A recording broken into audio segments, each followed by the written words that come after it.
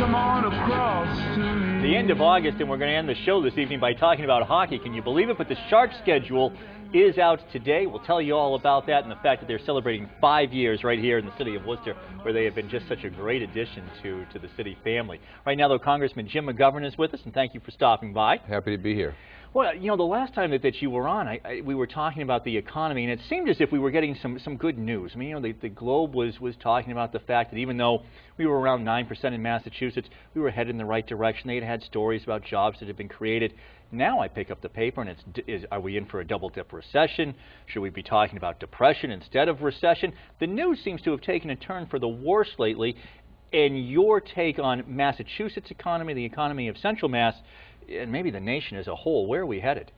Well, I'm more optimistic than some of the pundits are. I mean, I think here in Massachusetts we're beginning to see some job growth. Not as much as I would like, but at least we're moving in the right direction. Don't forget, when George Bush was president, we had 22 consecutive months of job losses, at one point up to 750,000 jobs a month. We're now gaining jobs, not as quickly as we'd like. But you know, I think we all have to understand too that it's important for us to to cheer this economy on.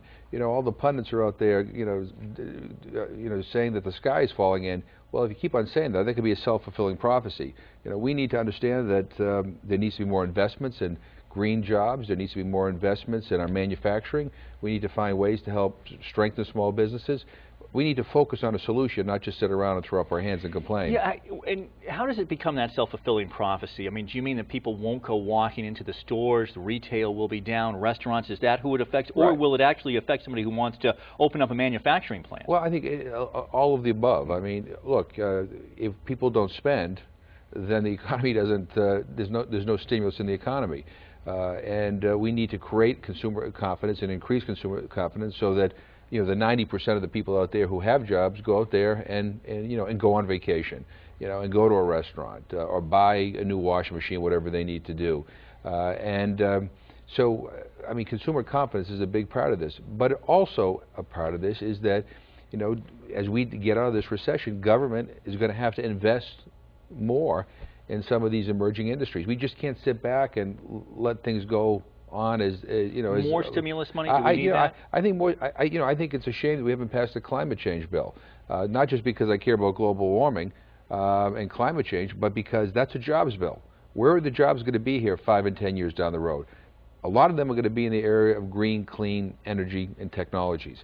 China is ahead of us. Europe is ahead of us. We're sitting around having these crazy arguments in Congress as to whether or not we should, make these investments or not, while the rest of the world is beating us. We need to get into this game.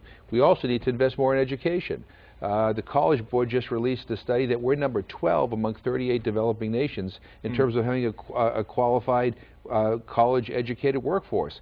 I mean, it seems unbelievable. It does, it really does, but we need to play catch-up here. And I tell people all the time the next great war is an economic war. And unless we have a workforce that is well-trained, that is well-educated, we're going to fall behind. And so there's going to need to be some investments up front to get this economy stimulated so that it can be strong enough to, one, create more jobs, and two, to help start paying down our debt. I want to come back to education in a moment and race to the top and see if you feel that that's part of the solution. But Jim McGovern, over the last 2 years, you talked about people throwing up their hands. What have you done to help stimulate the economy here in Central Mass? If reelected over the next 2 years, what do you see yourself being able to do? I don't like to brag about myself, but the bottom line is there are a lot of very important projects here in the Worcester area that would not be happening if I had not been in the Congress. The Gateway Park project, the collaboration with WPI and the WBDC.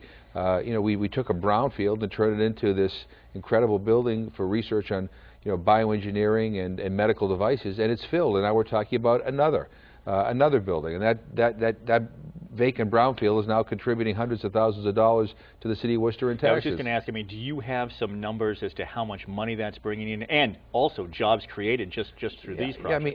Yeah, hundreds of thousands of dollars in tax revenue to the city of Worcester alone.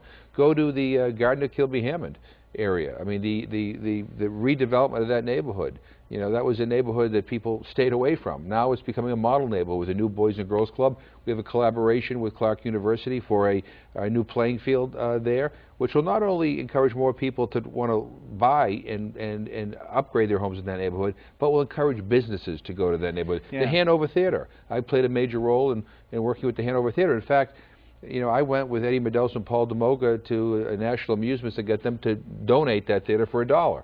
So that, and that's creating not only jobs there. Some of this is quality of life as well. It's interesting that you just mentioned a nonprofit and 2 colleges, because some people have been saying that, you know, that the WPI's Clark University, I think in particular, has come in for some criticism, is too much gets taken off the tax rolls in a big city like Worcester from the colleges. I disagree on that. I mean, I think, you know, the colleges are an easy target when, you know, times are tough. But the reality is, I think when you quantify all that these colleges and universities are doing in this city, it's unbelievable. I mean, not just in terms of collaborations like Gateway Park and the stuff at Garden of Kilmingham, and Holy Cross has been a partner in things as well, but also the programs that their colleges contribute to our public school system, the collaborations there. I mean, there's a lot of collaboration, more than at any other time, I think, in the history of the city of Worcester, and that's a good thing.